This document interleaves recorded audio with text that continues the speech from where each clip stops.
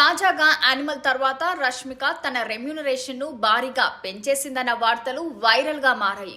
ఒక్కో సినిమాకు 4 కోట్లు డిమాండ్ చేస్తుందంటూ పలు సైట్లలో వార్తలు వెలువడ్డాయి. ఈ వార్తలు సినీ వర్గాల్లో ఈ వార్త పెద్ద చర్చగే దారితీయడంతో రష్మిక ఎటకేలకు స్పందించింది. వార్తలపై సోషల్ మీడియా వేదికగా స్ట్రాంగ్ కౌంటర్ ఇచ్చింది. రెమ్యూనరేషన్ పెంచానా ఇలా అని ఎవరంటున్నారో ఈ వార్తలు చూస్తుంటే నాకు అలానే చేయాలనిపిస్తుంది. పారితోషికం ఎందుకు పెంచారని నిర్మాతలు అడిగితే మీడియా అలా అంటుంది సార్ అని సమాధానమిస్తా. వాళ్ళ అంచనాలను తీసుకోవడం తప్ప నేనింకా చేసేదేముంది అంటూ గట్టి కౌంటర్ ఇచ్చింది రష్మిక.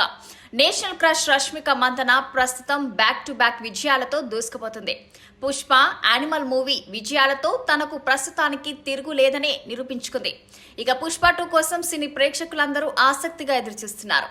యానిమల్ బాక్సాఫీస్ వద్ద ఇప్పటి వరకు 900 కోట్లు కొల్లగొట్టిందని ట్రేడ్ వర్గాలు చెబుతున్నాయి. అయితే సినిమాపై మాత్రం భిన్నాభిప్రాయాలు వ్యక్తమవుతున్నాయి.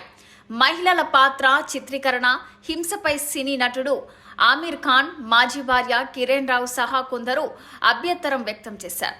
ఈ మూవీలో రణ్బీర్ కపూర్, రష్మికతో పాటు తృప్తి డ్రిమి, బాబీ డియోల్, అనిల్ కపూర్ ముఖ్య పాత్రలు పోషించారు.